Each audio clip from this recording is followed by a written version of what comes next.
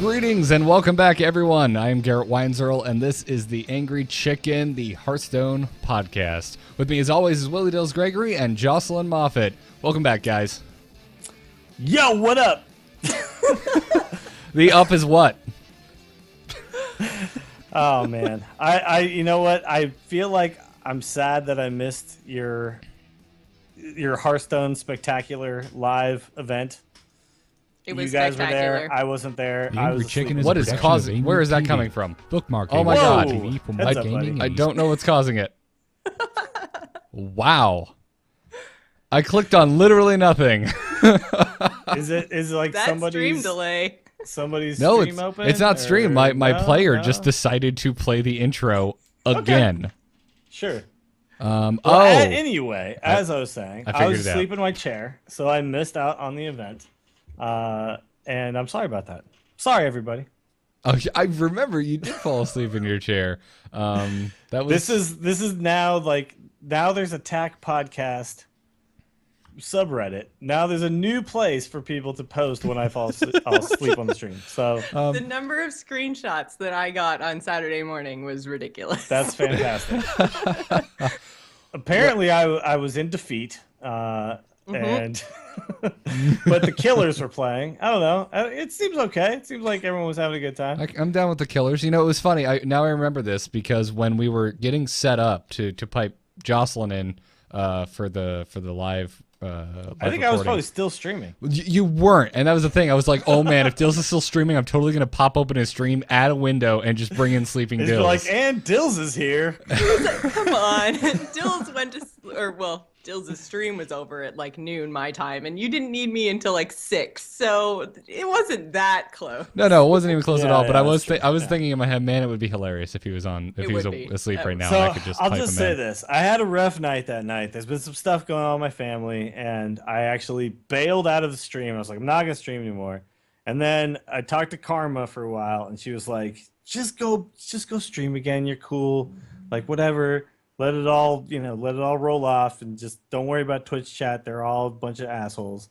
And I was like, all right. You guys. No, except not you guys. So I was like, all right. So I opened the stream back up again. And I went back in, and that was my big mistake. Because at that point, I should have just gone to bed.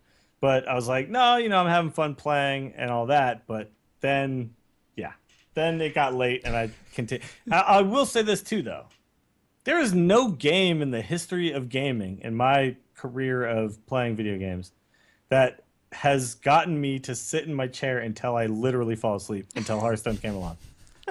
That's the only game that has done this to me. I did that with says WoW. something, man. I did that with WoW back in the day, like Burning Crusade era WoW. I did fall asleep on my keyboard a couple times.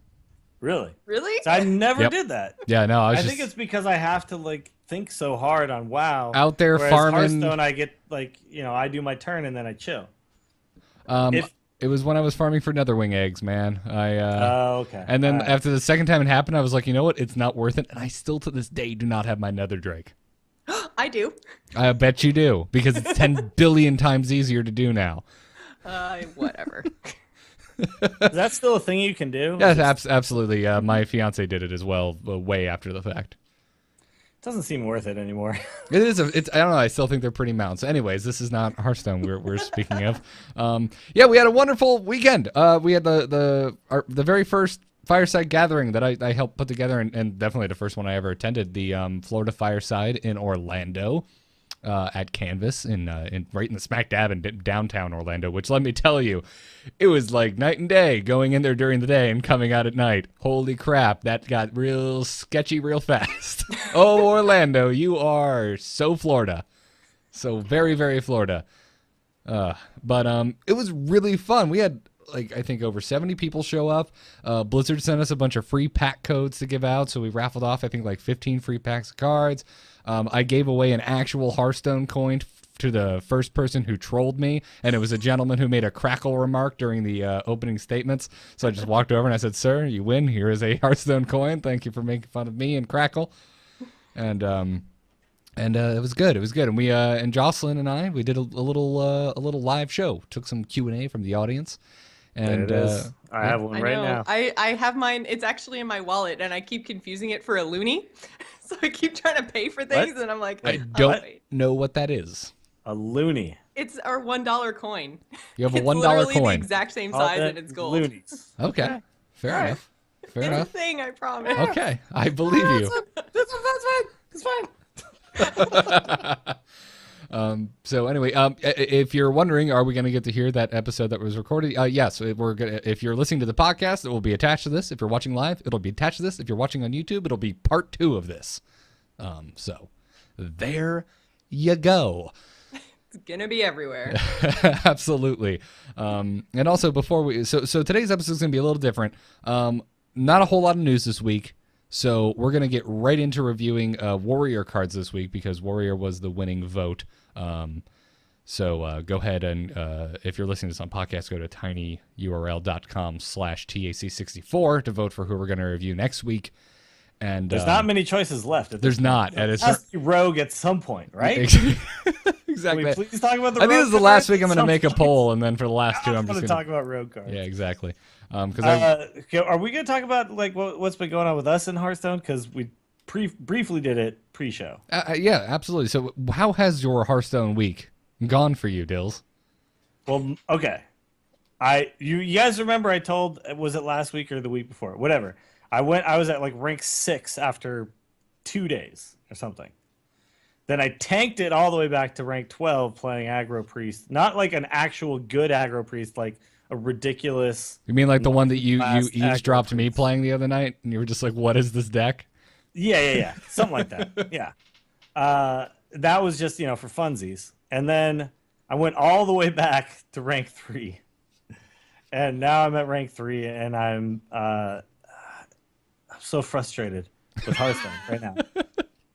Rank 5. You have 5 days left, dude, and there's a weekend in there. You got God, I this. can't be bothered, though. It's like, once you get rid of the win streaks as a possibility, it just seems so much more grindy. Not to mention the fact that people are obviously better and you start playing legend players and all that kind of stuff, too. It just feels so grindy. And I was hoping that I would get to that point and then suddenly it would be... Because in the past seasons when I've gotten this high, it's been less hunters, less zoo, less weird aggro. It is all aggro right now. I queued into 4 straight hunters the other day, and I'm playing hunter too because I was like, screw it. If I'm going to do this, I'm just going to take the deck that I think gives me the best chance, and I think it's hunter right now. Mm-hmm. It is. I'm doing that too. If you read my Twitter today, you would have read that I'm pretty sure Face Hunter is back on #1 spot for me of the thing I hate the most and have the least amount of respect for players who play it. I have one, and I play it sometimes when I get really frustrated. But it is, oh God, I hate it. I hate it so much. I mean, I think technically the best deck to do right now is Paladin, like the kind of like the mid-rangey but yet fast Paladin, the Paladin that comes along with zombie chows and shielded mini bots and all that stuff. So you kind of always get a fast start. The right? thing I just wrote about on Hearthhead today. Sure. Oh, exactly. Yeah. A similar deck. Funny you should mention it, Dills. Folks should go over to hearthhead.com and check out should. this new article by this guy named Garrett. I don't know who he is, but damn, can that man explain a deck. I'm actually impressed that you were talking to Ixar too, and he was telling you to play this stuff because that lends a lot of credibility. That guy's been #1 on the ladder several times. Ixar, it's a funny quick story. I've been kind of online buddies with him for a long time. I used to listen to StarCast way back when, and yeah, was that a StarCraft background? I'm Isn't not. that like kind of where he became like a known gamer? Was StarCraft, or was it something else? I don't know about that. I know he played a ton of it, but I don't know if that was like his jam or not. But yeah, no, and now he's he works on Team 5, and if you have him in your friends list like I do, you get to see that he is just legend all the time without trying. Every season, you're just like, oh, okay, he just gets there. Yeah, gotcha. Pretty quick. Yeah, beautiful. He's It's always, probably some God mode thing that the Blizzard guys turn on. I don't know. I don't know if you really trust it. I don't know because Young was in there too, and he's not as effortlessly legend. Oh, burn on Young Woo, Garrett. Effortlessly legend might be today's episode title. Young Woo burn. So I think that's actually the deck. Actually, you know what? Zen style. We got to give a shout out to Robert A. Wing here. He also reached legend, I think, for the first time ever this season. I did it with mostly Paladin. Actually, I saw him in my friends list, and he was at rank 1. So I went and popped in and watched the game. And he was playing Paladin, and he was playing essentially that mid-range Paladin deck, which is just really strong because, whenever you have an extra 2 mana, pumping out a 1/1 is just so good, Yes. And with Hunter, when you play that deck, you're essentially like pigeonholing yourself into aggro, and you can kind of burn out so many games where if they deal with your early aggression, or if you don't draw the early aggression, you're just screwed. You have there's no recovery from that. Whereas Paladin, it's like, I don't quite draw into whatever. A quality Consecrate will always get me back into the game on turn 6, and or could possibly get me back into the game on turn 6. So I think that's one of the, and I think that's probably what, if I decide to play a bunch of ranked, and I was playing Arena today because I just kind of gave up, and this is what happens to me, and this is why I want to talk about it, because I think this is a thing, and this probably doesn't just happen to me. But if this is what you're going to do, probably that mid-range Paladin is what you should do, and I liked your article a lot, Garrett. I read it, and I think that deck is great. I think you got a lot of cool ideas going on in there. It's not totally conventional. Like Strife Crow runs 1 equality, you're going 2. There's a couple other like different changes in there that I think are really effective. Yeah, I've had the 1 versus 2 equality talk with a lot of people, and really it doesn't seem there's a correct answer. It seems like the more the more like the people, again, back to the effortlessly legend, the folks who are hitting legend consistently, and the people who are really confident in their play run with 1. But like the rest of us who played Paladin before, I feel like I've tried it with 1 equality, and I'm just like, I feel naked. You know what sucks about 1 equality is that when you use the 1, you're never going to get another, and like, yes, it's such a powerful card, especially because the hero power of Paladin synergizes so well with it. Where if I can get a couple of these 1/1 dudes to stick on the board, an equality at any point means I can kill Ragnaros, I can kill 5-10 taunters, I can kill anything, right? And to me, that feels so good that I don't know why you would really want to go with 1, but I understand why some of these guys aren't, is because they'd rather be putting something on the board than, clearing the board, right? Absolutely. I feel like they're weakening their own board more than they're, clearing the other guy's board. Right, right. Because as I said in the article, before I was playing this deck, I was playing around with, or I'm not even sure if I mentioned this in the article or not. I was playing around with Brian Kibler's kind of paddling deck that he's been streaming a lot lately, which is very late gaming. It's late game oriented, and if it doesn't get to the mid game with some sort of chance, it just loses. Exactly, and that's when I made this switch. I started talking to Ixar and everyone, and there was too much past the 4 mana point, and it was just too high of a chance for a really awkward starting hand. And this thing is all about just half of your deck is 3 and lower mana, and you just want to just mulligan the hell out of your hand to get 1 and 2 drops. Yeah, and you generally, even if you get like, you don't run out of steam with it, because you do have stuff. You still have, in kind of a very fast deck, you still have stuff like Tyrion. You still have stuff like Lay on Hands. Mm-hmm. You still have stuff that can really kind of catch you back up in the late game, even if you kind of fall behind, because you're going up against like a priest or somebody like that who's very controlling, or warrior. And you can still kind of overpower them in the late game if you get a couple of key kind of draws. But anyway, like what I think there's a lot of players out there who are similar to me, where you can get to that point, but Hearthstone is a game that I want to play when it's fun, and I never want to play when it's grindy. And I just never want to feel like I'm grinding. And once you get past rank 5, every game feels super grindy. And that sucks. Like, that mentality that comes in really kind of sucks. And I'm starting to feel like the current situation on the ladder, like the way it works, isn't really that great for players who might actually be okay at the game, but just don't have time to play enough, or just don't have the mentality to play a grindy game. I originally, we talked, I feel like this came up a little bit on Into the Nexus this week, now that we have ranked play in Heroes of the Storm. I've always kind of preferred the StarCraft 2 ranked system, which if you're not familiar with it, you do. If you're going in fresh, having never played a single ranked game before, you do 5 placement matches. Which is the most soul-crushing thing of life. Well, Someone who knows they belong in Bronze League doing those placement matches. Yeah, but let's imagine though that you come into Hearthstone and you play those, and you play like matches to kind of rank you to start.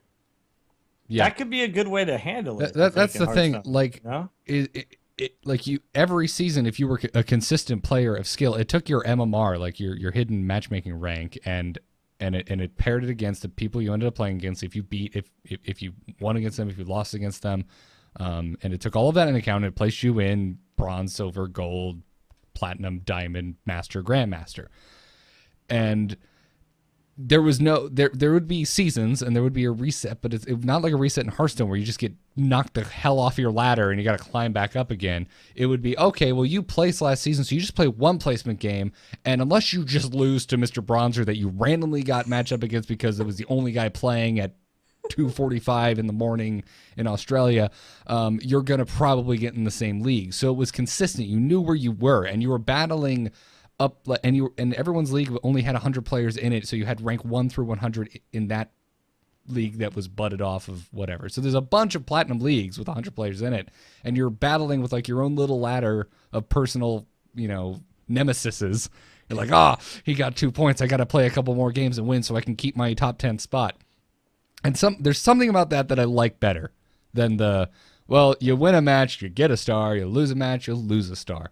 Yeah, it's just grindy every season. Every season it goes right back to the grind again. And while you're low, like Strifecrow won 30, I think it was like 33 or 34 games straight when he moved over to EU after he reached rank 1 on NA. He was like, all right, well, I'm going to switch over. And he went on this epic run, which might be the most wins in a row in Hearthstone history on the ladder. They were talking about like they had put out some stats where it was like 24 was the highest. So he might have broken the record of most wins consecutively and did it all on stream and everything. But he's beating up on noobs. He's like noob poning. He's just like Strifecrow owning noobs from rank 18 to like whatever point is that he gets to a guy who actually has the skills to match up. And is that important? Is that necessary? Do we need to have all the guys like drop way back down like that and then have to re-grind their way back up? Is that something that we should really be doing?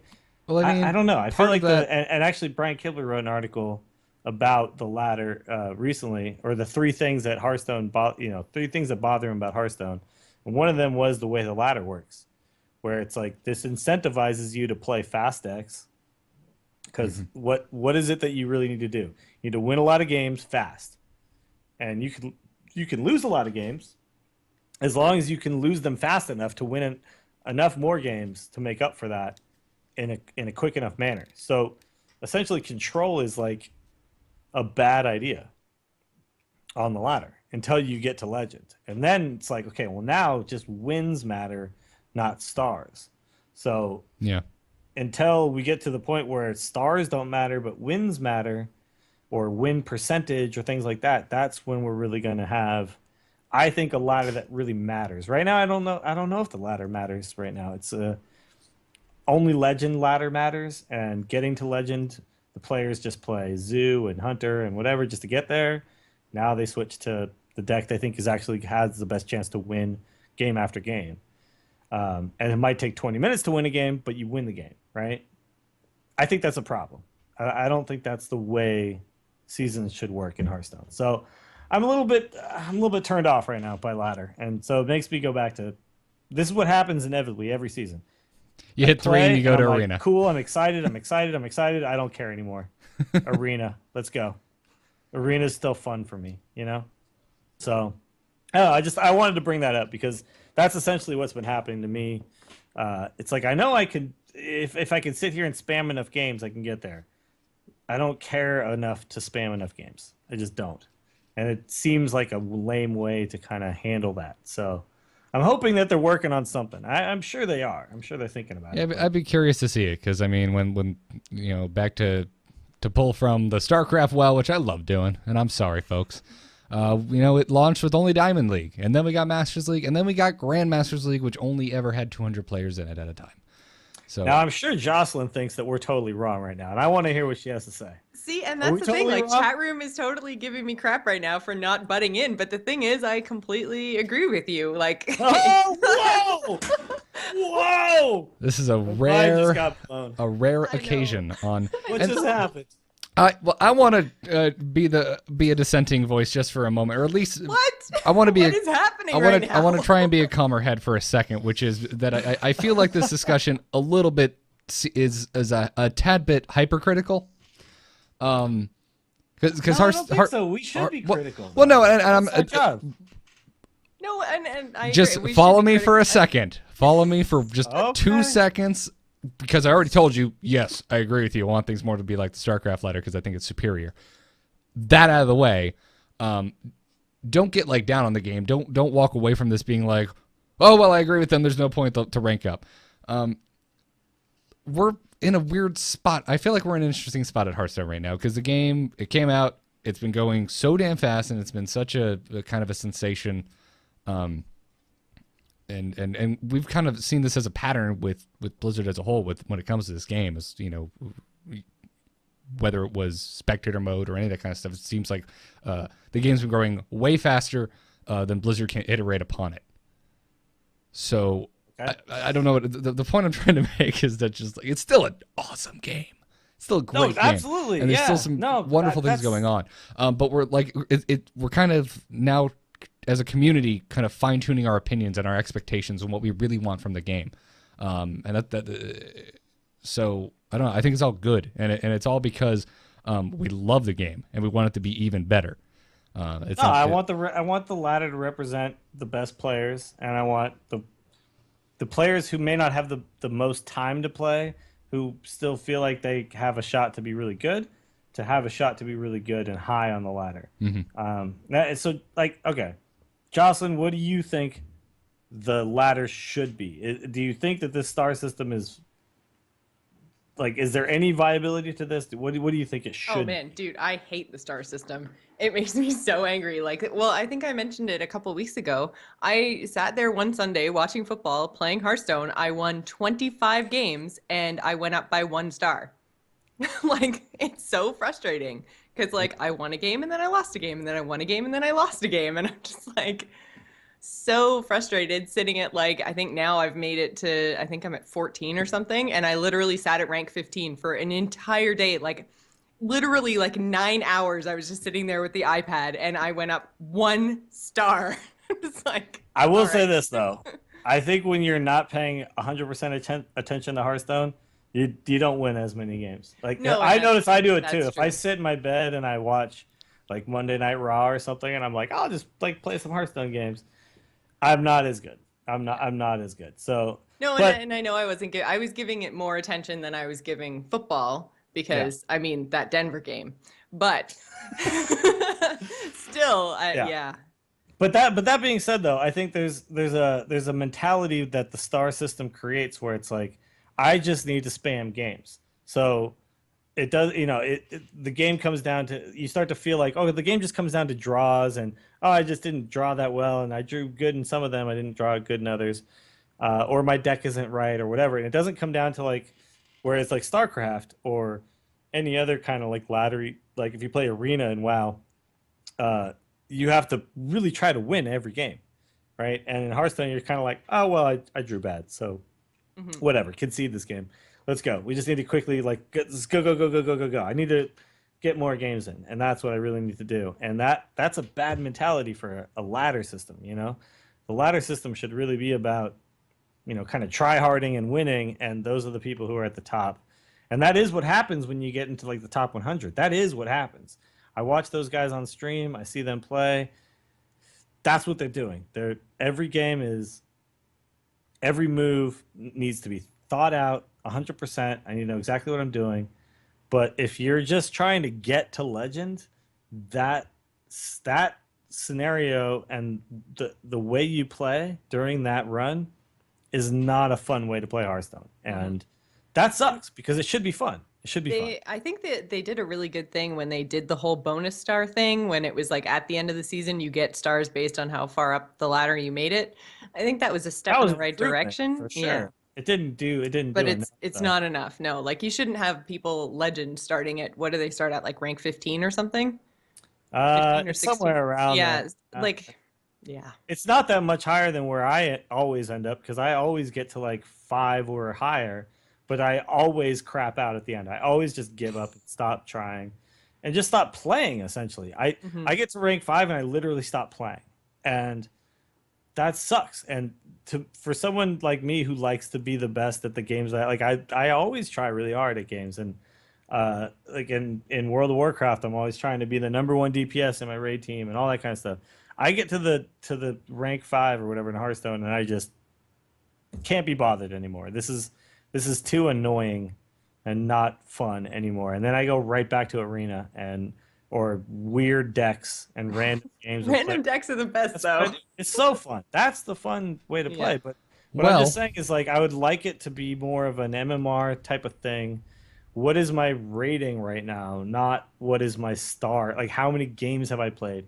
And it does reward people who play really fast decks over decks that might win more often, but don't win as fast. And that I think that's the biggest problem, is where everybody has to play the same kind of deck just to get from the bottom to the top into legend. Yeah. Like, because Like, if let's everyone's build my just playing deck 1 and Hunter, 2 drops, and then hope that I just win really quick or lose really quick. And if I Yeah. win quick, and I'll win 60% of my games, and my games will all take less than 5 minutes. yeah. Or I can play Control Priest and hope to always get Ragnaros on the board to shoot you in the face 3 times, and that's how I win. That might be a more rewarding way to play the game, but you can't ever do that if you're trying to grind up stars. You can't do that. And so I think the grinding up of stars is it's the wrong way to do this. And I would like to see a different ladder system. So I don't know, whatever.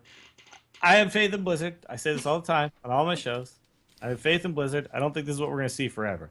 I think in a year from now, we're not going to be talking about the star system anymore. So that's actually kind of just a quick, interesting point. And I think someone in the chat room mentioned it a little while ago. Do you think that they're actually going to make any changes to the ladder anytime soon, given that now you can use it to, well, I guess you could last year too, but to qualify for World Championships? Do you think they can change it now? I mean, or do you think they're going to have to they wait might have until backed the next? themselves into a corner here where Yeah. we set this as this is the thing, and if we change it now, that suddenly means we've effectively changed the parameters we put out to get to the World Championships, and that's Exactly. probably not a good idea. But if that means, okay, we have the star system only until November, fine, and then they can change it. I'm cool with that, as long as, like, at some point they're talking about changing it, because this doesn't work. I don't think this works for, like, the majority of Hearthstone players. And Ben Brode comes on the show and goes, hey, but you know what? You get to rank 10. You're actually in the top 90% of Hearthstone players. Great. But I It don't doesn't have the feel card like back, it. Ben. It doesn't feel like it. You know what I mean? When there's 25 ranks and I'm ranked 10, I don't feel like I'm in the top 95%. I feel like I suck. I feel like this is not good, right? Another reason I liked the StarCraft thing better, because it's like, if you got the diamond, it's like, okay, all right, I'm not scum of the earth good. StarCraft. I did something. Yeah, I could be masters, I could be grandmasters, but at least I'm in the upper echelon. So Yeah. I would have loved to know what that felt like. I'm putting my vote out there, Blizzard. Change it before, if you need to wait until the end of this season of qualifying for World Championships, I get that, but get something going here. I know you guys have people on board who are just esports people. They can be thinking about this stuff. They're not designers. They can just think about this. There's got to be something out there. And as much as I want to move on, here's my brain Dills wig. is just like, I'm done. I'm out. My brain wig. I would be okay if they left ladder alone if we got a significantly more compelling limited play style to this game, which I'm You not and your going to go limited into tier. right now. Okay, so limited is arena, right? It's the closest thing we have to it at the moment. Yes. Okay, there you go. I'm just, because Yes. I don't speak magic, so just Yes. double checking for everybody else here who doesn't speak magic. Yes, it's a format where you basically show up with no cards and you just play. You make something with the cards you open. Anyways, whenever Dills gets back, I guess we'll move on. I don't know where the hell he just went. That's okay. With, Got shit to do. with no warning whatsoever. He was so flustered by the star system. I think he just did what happens to me, which is when I get up into the single digits and I'm like 1 star away from ranking up and I lose a game. I need to vomit. I just walk away and I throw up. And he's back from vomiting, ladies and gentlemen. All right. How about this? Willie How about Dills this, Gregory. though? Should we do this like just as a fun? Drop the mic. I should have just had a mic sitting right here. And I should have just dropped it. But okay. How about if we do like a tournament? And I know this probably sucks because you guys are like, "What? Do a thing?" Come on. Oh, I hate it when I'm we talk. working on it. I What if love we did when a we. tournament where everybody had to buy like 15 packs or 20 packs or whatever, and then make a deck out of the packs. Like this is like it's just there's got to be a way to do something like that, like actual limited, like you're talking about, where you buy like a certain number of packs or whatever, and then you build decks only with the cards that you open in those packs. It's not. That would be so arena. hard to police. Oh my god. With, I know. You can run that tournament, okay? People would have to like screenshot shit. This is why they need like some sort of a tournament format in the game, like built in, where you could do something like this, where it's like buy into this tournament. Buying into the tournament allows you to buy a certain number of packs, essentially, and then you build a deck out of those. Like, there's got to be a way to make this happen. That would be Jaron's making a good point. That would be insanely expensive. Also, you have to factor in. You have to factor in the class specific nature of the game, which this just doesn't work. It wouldn't work with only 5 cards per pack. You'd have to buy an obscene amount of packs to get one playable deck. So this is why it needs to be built in, because then they could put in like. And you also that would be like you choose my class, right? And then the packs only include neutrals and class-specific cards of that class. Right, and the other problem is that you don't open basic cards. So you could open basic cards. I'm saying all basic cards be like you could. I'm saying if we tried to do it tomorrow with the tools at our disposal, it's not possible. Please, can we not do it tomorrow? No, we're not doing that. No, we're never doing it because you can't do it. Is my point. That would be cool, right? That would be cool. Yeah. I was just throwing that out there because I wanted to get tweets tomorrow. I didn't want to start a whole new discussion. I have learned my lesson. We have cards to talk about, then we have like another 40-minute segment to play. So I'm going to move us into strategies this abruptly. This is supposed to be a short show. How did this happen? Want to blow something up?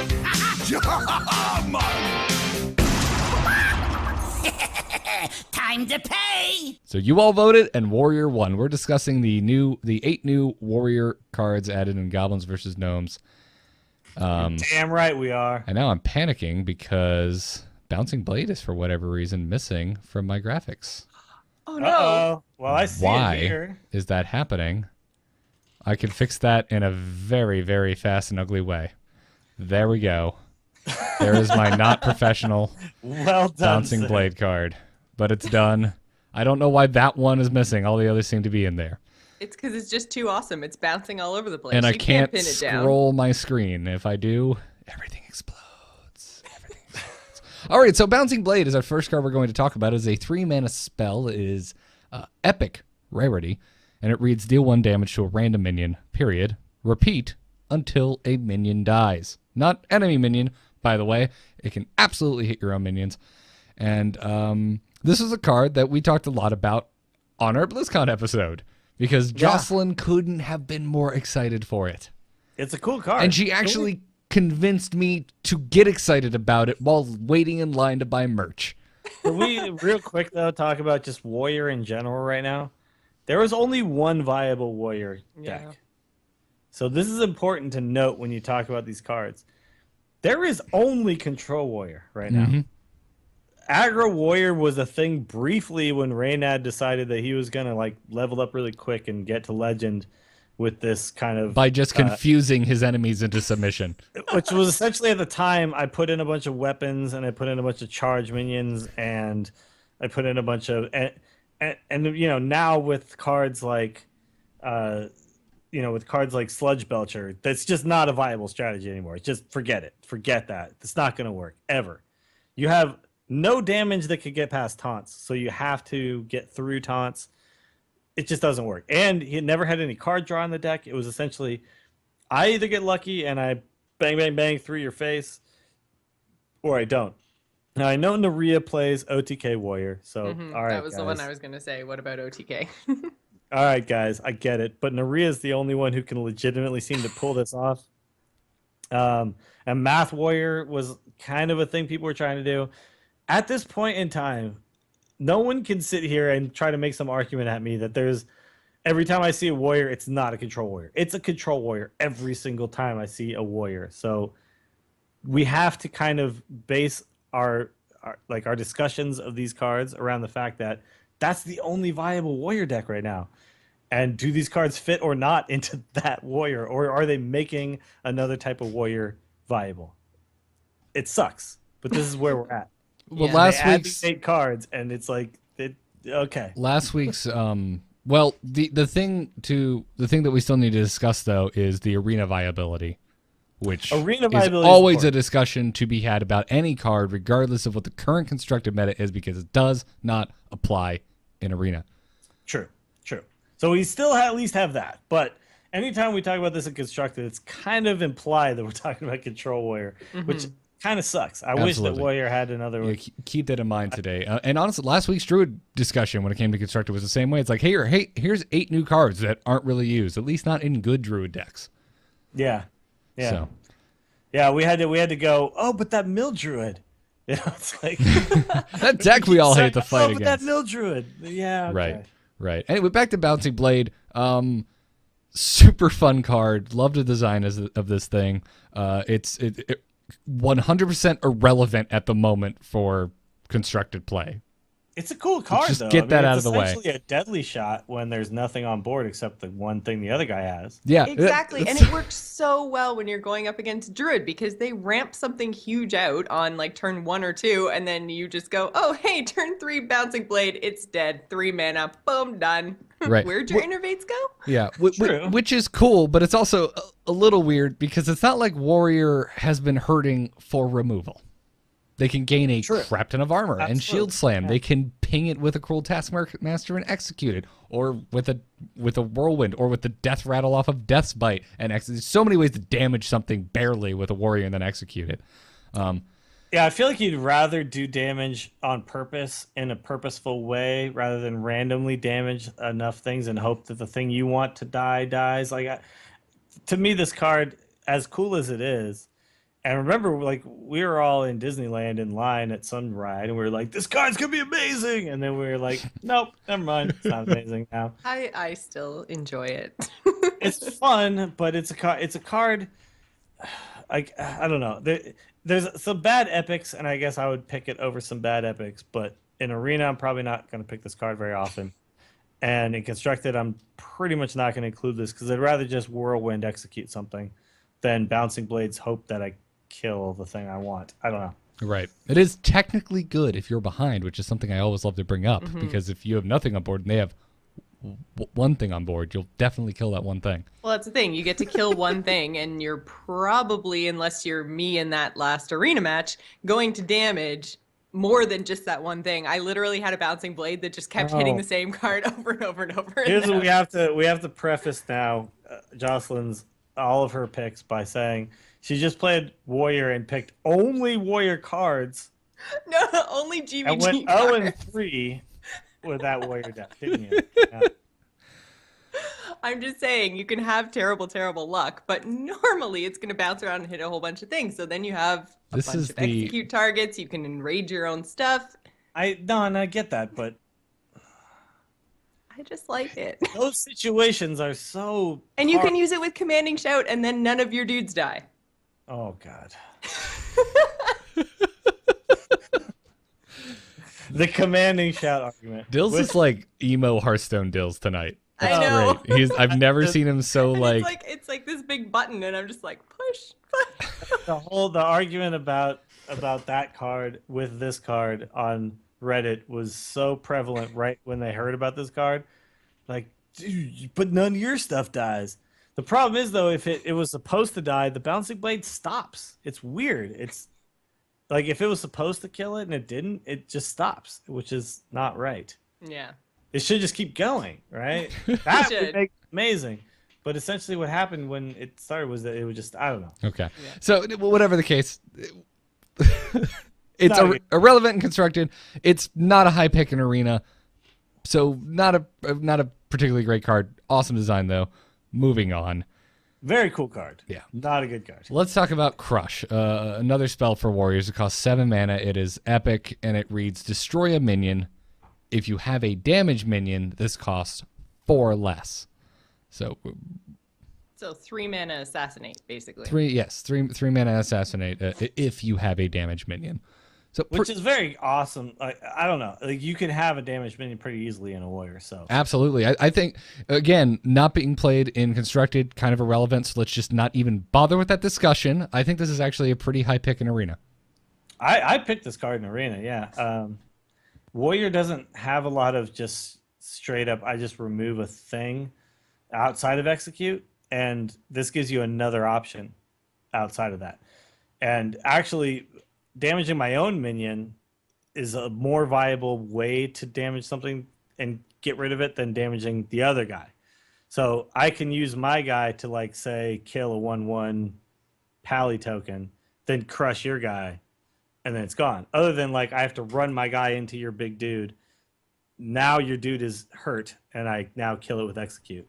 So while it costs more mana, this actually has done pretty well for me in Arena. So I actually like this card in Arena a lot. Constructed, I don't think it fits.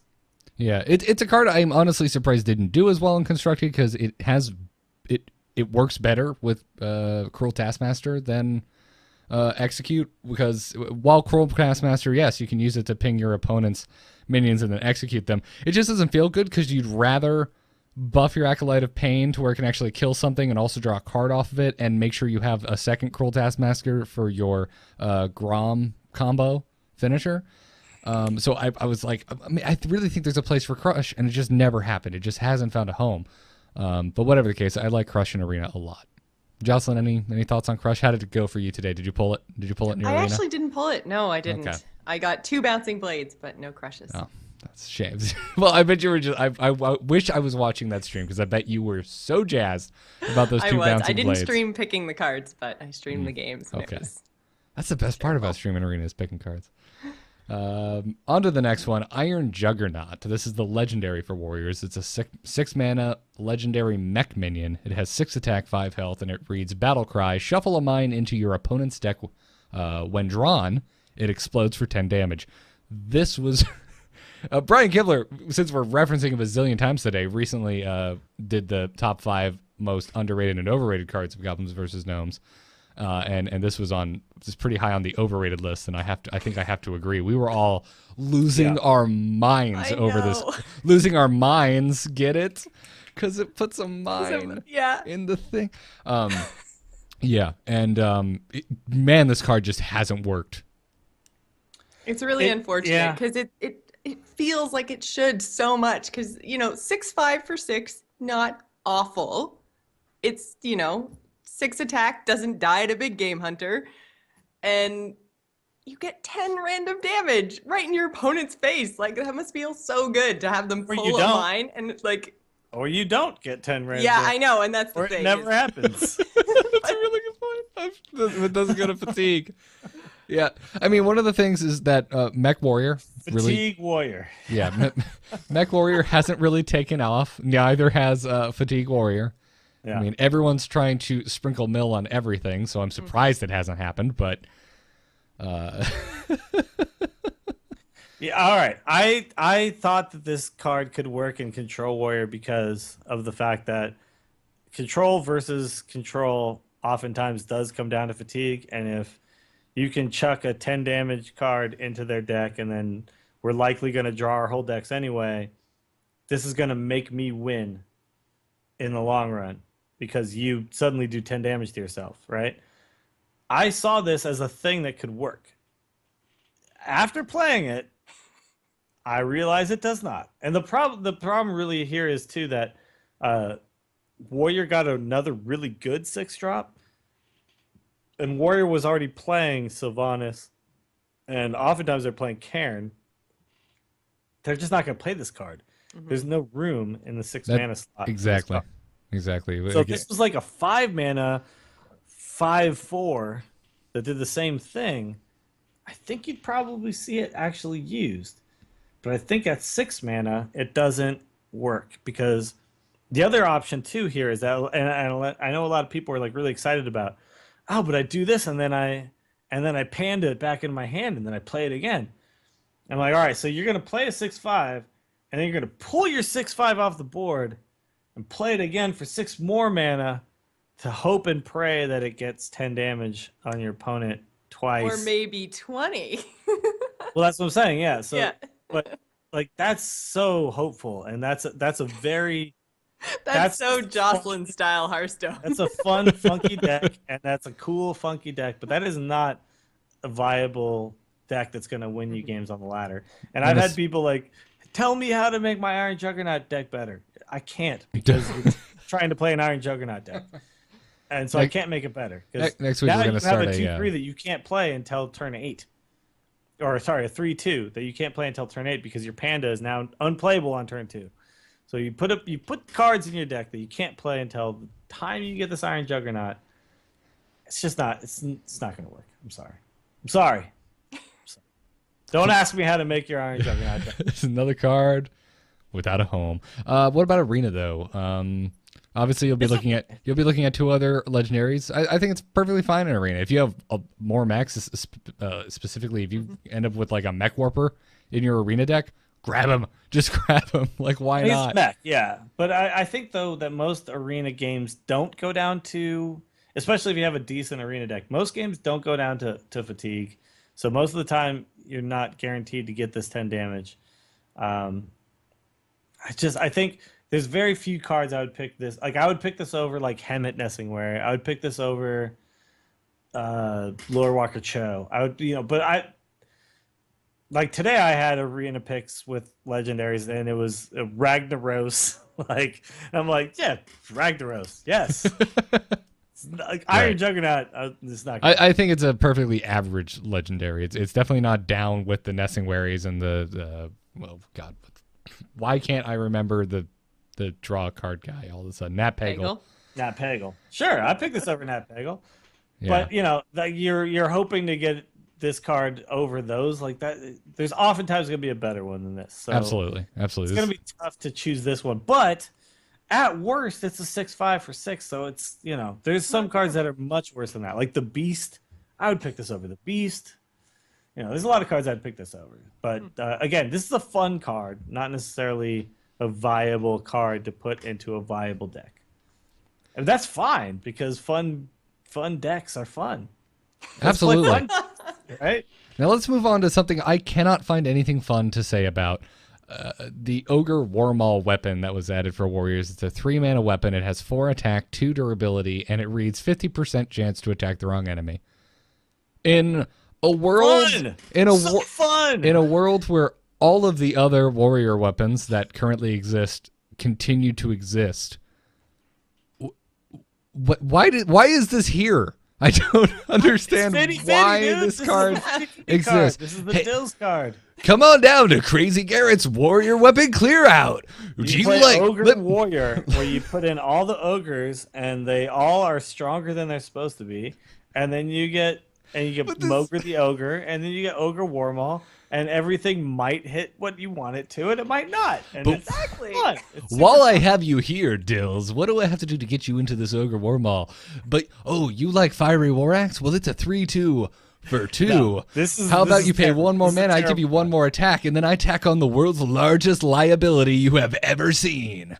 This is a terrible card. Yeah, this card is garbage. Don't worry. But you can get by taunt and stealth. Maybe. Maybe. That's the thing. I actually kind of here's the thing because again, no room If you're in. playing Aggro Warrior, you'd put this in. Yes. Because then you don't care what you hit. I'm not sure you would actually. Again, no place in Constructed. So ignoring that, talking about Arena, I don't think I'd ever pick this in Arena. The thing is, I actually like the ogres like the actual ogres in arena. They're fine. They're perfectly fine because they're minions. Well, it's a minion that has to be removed, or it continues to. Exactly. They have more attack than they should have for the cost because of their 50%. This does as well. Wrong. Yes, not really, because the thing as a 3-mana weapon, a 4/2 is really good. Not with this moniker. You can let it go on the ogres because they're minions, and if they die, it's not the end of the world. With a weapon, since you are the hero swinging with the weapon, and you can take damage back, this is a huge liability because you might end up hitting a Ragnaros and taking 8 damage to the face. Yes. I wholly agree. How about if this was a 3/3 weapon? For 3?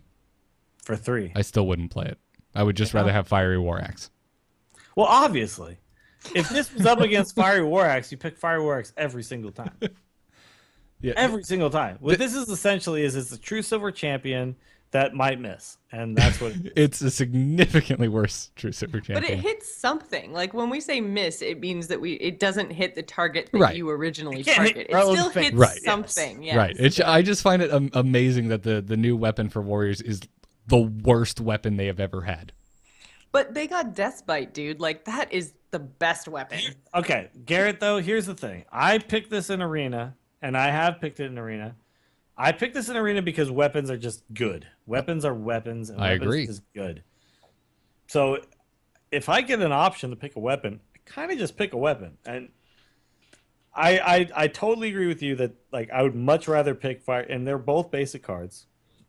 What is it? Yeah, basic cards. They're both common rarities. Common basic, yeah. Yes. So I would definitely pick Fire War Axe over this if the two were put up next to each other. But if this was put up next to a bunch of crap, I'd pick this, and I'm okay with it, and it's fine. Because 50% chance, sure, maybe I miss the thing I want to hit, but oftentimes in Arena, the other thing I might hit is still okay to hit. It's not terrible. Yeah, on curve, it's okay. Yeah, you get the set on a lot turn of 3. situations that fine. come up. You know, weapons are good because weapons get to attack the turn you play them. There's a lot of ways that this actually works out in your favor. Yeah. The thing someone is plays a 3/4 on turn 3, and then I play this, and my 50% goes in my favor, and I hit it, and I kill it. Spider tank dead. You know, like that's good, and that does happen a lot of times. And if I hit his face for 4, fine. I hit his face for 4. All right, fine. You caught me, Dills. I'm going to peel back the curtain for all of our listeners here. When I go into these card reviews, I save my hatred and my anger for one card. I give myself that one go, and I'm using it on this card because I friggin' hate this card. That's fine. That's fine. But It's absolutely, it's fine. There's absolutely cards I will pick this over in Arena. So that's not my point. It's just I find it absolutely hysterical. It's terrible and it's not going in any constructed decks. But you might pick this in an Arena. Yeah, maybe. I'd take it in Arena. Yeah, it's a weapon. And cards like bad cards need to exist, or less than perfect cards need to exist for a limited environment. And I'm not saying like how dare they do that. I'm just saying like I'm not going to be happy that I had to pick this. This hits something for 4. Yes, that's okay. Exactly, and it can't attack your own dudes. Damage for 3 mana somehow to something. To something, exactly. Exactly. So it's not the worst thing in the world. Yeah. But our next contender for worst thing in the world, ladies and gentlemen, Screwjank Clunker, 4 mana. This card's good. What are you talking about? This card's amazing. Rare mech minion, has 2 attack, 5 health, and a battle cry that reads, "Give a friendly mech +2/+2." Again, kind of irrelevant in constructed at the moment, but I wish that later Mech Warrior was a thing. I do too. Again, because people were trying to make it work, and it actually was working okay.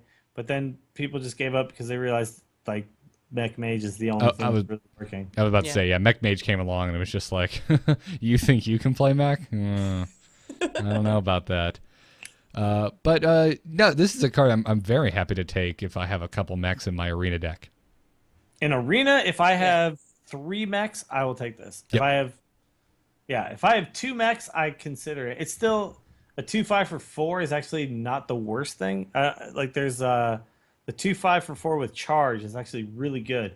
If I can put 2/2 on something and I get a 4/7 for 4, that the 2/2 gets to attack right away because I already have a mech on board. This card is sick. This Absolutely card is insane. However, that's a very tough situation to come across in Arena unless you already have a lot of mechs. However, there's a lot of really good mechs. So I've actually found a lot of situations where I already have a lot of mechs, and this card's totally fine. So I don't know. I've picked it a bunch in Arena. I don't even think it's that bad of a gamble to take if you see it as an early pick and the other two picks are just god awful. Just go for it, because the chances are you're going to pick up enough mechs along the way. Yeah, there's some crappy rares already, and you'd pick this anyway and just hope. But I would highly recommend having at least 2 to 3 mechs in your deck already. That being said, there's a lot of really good mechs that are just good mechs on their own. Like Spider Tank, you're just gonna pick. So if you have a couple of those, just grab a Screwdriver and Clunker. You go Spider Tank into this guy, dude. You have a 5/6 and a 2/5 on board. That's amazing. Oh, that's the dream, man. That's the dream. That's the absolute dream right there. And it's not as insane as the Bouncing Blade plays we were talking about earlier. No, or it's the just... Ogre Warball, or the Iron Juggernaut, or the Crush. Yeah, I think I'm this trying. I'm trying. Well, Crush isn't that hard to make work either, but It's a good card. no, It's a good card. It's fine. It's fine. Just doesn't have a home in Construct at the moment. Who knows? Another expansion of cards may come out. There's nothing saying that the next group of cards aren't going to have a few more mechs. There's no way they don't include mechs now in almost every single expansion from here on out. Yeah. I feel like they just have to. I don't think we'll ever see an influx as large as we did with Goblins versus Gnomes, but of course, we're going to... No, this was the original mech infusion. We're going to get But more... at some point, we will get more mechs. Yeah, we're going to get more mechs. We're going to get more dragons. We're unfortunately going to get more Murlocs. It's the way of the world. Beasts. Yeah. Beasts. Beast, Beast, please. It's so obvious that I forgot that they were actually an affix. On to the next card, Shieldmaiden, a 6-mana rare minion with 5 attack, 5 health, and a battle cry that reads gain 5 armor. Also completely irrelevant for Constructed, right, guys? What? Seeing if you're paying attention. I was gonna say I was so in a zone that I was always like, oh yeah. No. Very relevant. I know. Very, very relevant. This is like the only new face on the block for Control Warrior. Yeah, Control Warrior used to have a kind of a black hole around like turn 5 through 7, where it was like, I'm just buying time for my Ragnaros and my which Grom. legendaries do I put in here before I get to turn 8 and 9 and 10? And what this did was it gave them a non-legendary that I could put 2 of in, give me not only more health, but give me the ability to shield slam something. Gaining 5 armor as a warrior is a really big deal when you have a card like Shield Slam. 1 mana, up to like I've seen like 25 damage Shield Slams, right? Shield Slam face, just win the game. If only you could do that. Yeah.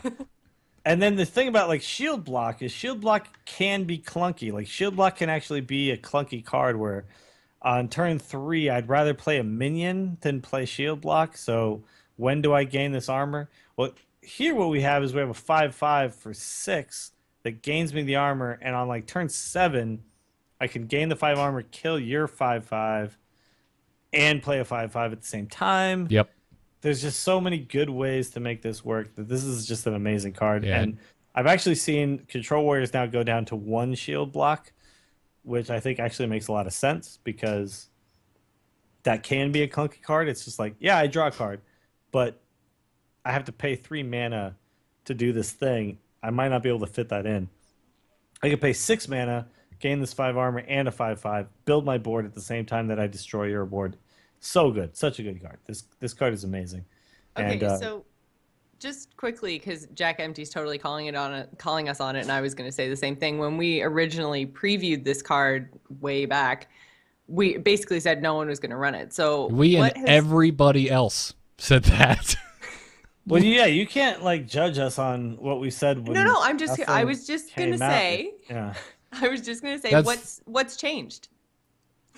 Well, what's changed Play is that testing. we actually got to see it in action. Yeah. Playtesting We has got to changed. play it. Yeah. So it's what this card does is really powerful, and that is play a 5/5 and enable another card that's already a staple in your deck.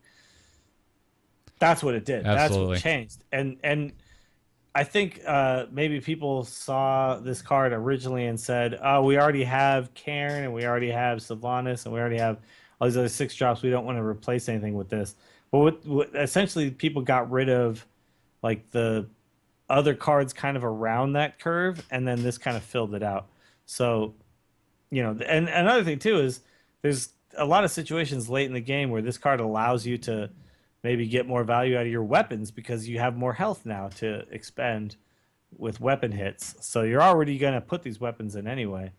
It's just a good card, man. And it's just, it doesn't really do anything more than what it does. It's this. It's a 6 mana 5/5 that gains 5 armor. When we previewed it, we were grossly undervaluing armor as a resource for warriors. When I was looking at it preview, I was really focused on the gain 5 armor. I'm like, well, we already have a card that does that. It does it on turn 3, and it gives me a card in return. But the truth is that a 5/5 minion's worth a lot, and plus the armor is worth a ton for warriors. Yeah. So just seeing it in action, and the fact that it has now become the staple of a very stoic deck, the Control Warrior, which has barely changed at all. This and Dr. Boom are pretty much the only changes that have happened to that deck. Actually, none of these cards have made it into the Control Warrior deck except for these two, Shieldmaiden, and you said Dr. Boom. When we looked at these cards, we probably thought Iron Juggernaut and Crush might make it in, but they did not. And that's true. I think we had really, really high hopes for Iron Juggernaut. Yeah, no, I couldn't have been more wrong about my predictions for Warrior post GvG. Yeah. So I thought essentially it's the same deck, and actually a lot of decks are essentially the same deck except for a couple of additions. I'm sure at some point we're going to see some changes and people are going to come up with some new stuff, but for right now, this is the card that made the most difference in Control Warrior, and it made it really viable again, even though it already was viable. But I don't know if you guys have noticed, Control Warrior's kind of gone on a downslide recently. Not around very much, although I'd like to see it back. I think it's still an incredibly viable deck. It is. I think it's the only. It is. It just it goes back to what we were talking about earlier. Is the games just take too damn long. Absolutely, but I mean, for me at the moment, I think it's really the only pure control deck that you can play at the moment, and really go the distance. I mean, well, I don't know. You have taunt. I've been seeing a lot of priest lately. That's the most common deck I'm seeing at this point. Really? Yeah. I cannot say I'm seeing the priest. same. I have seen almost no priests in the last 2 weeks. No, different metas at different ranks. Yeah. I'm seeing a ton of it, and it sucks because I've been playing Hunter. I'm done with Hunter, man. I'm going back to Paladin. Oh, you want to make decisions. That's nice. It must be a nice change. Yeah. Salty. And Shieldmaiden, obviously, good pick in Arena as well. Oh yeah, good in both. Absolutely. It's a 6 mana 5/5 at the top of your curve. I mean, if this was up against, say, it's a rare, so it won't be up against Boulderfist Ogre. But even if it were, I would pick this over Boulderfist Ogre. I think it gives you more value for what it does. Ultimately, it still kind of trades in the same manner, kills a lot of things, and doesn't die. So. Yep. If you can 2-for-1 and gain 5 armor at the same time, that's awesome. I love it. Let's talk about Siege Engine, which is the next card up. It's a 5 mana rare mech minion. It has 5 attack, 5 health. So it's a 5/5 for 5 compared to the Shieldmaiden, which is a 5/5 for 6. But it reads, whenever you gain armor, give this minion +1 attack. Yeah, this card's weak. I think it's perfectly fine in Arena. Again, no home and constructed at the moment. I don't, you know what though? Why? Why does this only get 1 attack and Undertaker gets 1/1? Why? So you want to see this get +1/+1? Yeah, it would cost you 7 mana to get a 6/6 and 2 armor. I don't understand why this only gets the attack and Undertaker gets +1/+1. I don't get it. Because they want to make you angry, Dills. Yeah. I know. There's a lot of ways to gain armor. I literally don't get it. No, but there's... Yeah, all right. Would it make you feel better if it was +1 attack for every armor gained? so on turn 6, no. you I think drop it should be whenever you gain armor, give this minion +1/+1. This would be a sick-ass card. Garrett, that would be ridiculous. I know. Ridiculous. That's exactly why I said it. Ridiculous. You can still get rid of it. I put on my Jocelyn pants. On turn 7, you'd have to play this and armor up to make it a 6/6 on turn 7. That's not No. ridiculous. I was saying that Garrett's idea was ridiculous. That if you gain +1 attack for each armor, so then you play Shieldmaiden and you get +5 attack. Yeah, turn 5 stupid. Siege Engine, turn 5 Shieldmaiden. No, your that's stupid. I don't understand why this is like +1 attack only, and like floating Watcher, 5 mana 4/4 gains +2/+2. And this only gets +1 attack, no health. I don't know. I don't see the reason why this is like that. It should be +1/+1. It would be awesome if it was like this would be in every deck. This would be a card everyone would include because you could get play this on turn 5, armor up, or sorry, play this on turn 7, armor up, and then have a 6/6. And just keep growing. Well, maybe that's what they wanted to avoid, is because there's so few types of warrior right now. Maybe they didn't want a card that would be auto include into the deck. All right, maybe. I'm not sure. I don't know. I don't see a problem with it being like that. I feel like part of it. I think that would be a really good card. I'm not disagreeing with you. Yeah, I see it as being weak in its current state, and that's all. I don't know. Yeah, I mean, with the game being out now, and obviously playable by the entire player base, we know it's weak. But I feel like with internal testing and how strong mech seemed to have been, talking to folks who worked on it, that maybe that was why, because it was mech, and they were thinking, well, it's going to go into mech decks, and at the moment, mech everyone seems says very like, strong. oh, because mech this, mech that. No, mech does not make that much of a difference. Now, yes, but when it was being developed internally and it wasn't tested publicly, we got to play this properly on launch day. So, I mean, I played a lot of ladder, and mech doesn't seem to make that much of a difference. Outside of mech mage, plays mech warper, plays 3 mechs for turn, on turn 3 for 3 mana. You clearly haven't played against my LOL mech priest deck, sir. Because it does some work. But late game mech cards don't seem to be the problem. It's the early game mech cards. It's suddenly flooding the board with 3 mechs all of a sudden. That's where the problem seems to be in the mech. Like when you call a card a mech, that's where the problem lies. Not a 5 mana cost mech. So I don't know. Everyone in chat is like, that would be ridiculous. I don't think so. I don't think it'd be ridiculous. I don't think about that and say no. I can't say I disagree with you. Anyways, I'll take it in arena. I like Siege Engine. Jocelyn? Oh yeah, totally take it in arena. Yeah, it's okay in arena. There's plenty of cards that are worse than this in arena. Mm-hmm. All right, and then our final card, Warbot, 1 mana, common mech minion, 1 attack, 3 health with an enrage, +1 attack. Meh. Yep, this card sucks. I got a big fat meh for this card. This card sucks. I feel like we've said it so many times, like, oh, not in constructed. Oh, not in constructed. It makes me so sad that this none of these have found a place. Not even particularly exciting in arena, actually. Yeah. I wouldn't put it in an arena deck either. I pretty much don't pick this card ever. It's I mean, I guess like the dream is you play this and then you Cruel Taskmaster it, and then you have a 4/2. Mm-hmm. It's not that great. It's not a very good dream. Right, and if you don't get Cruel Taskmaster, what are you doing? What are you enraging this thing on? Are you like, it's not going to kill anything. You're not killing anything. If I kill a 2/1, then would I have a 2/1 myself? Awesome.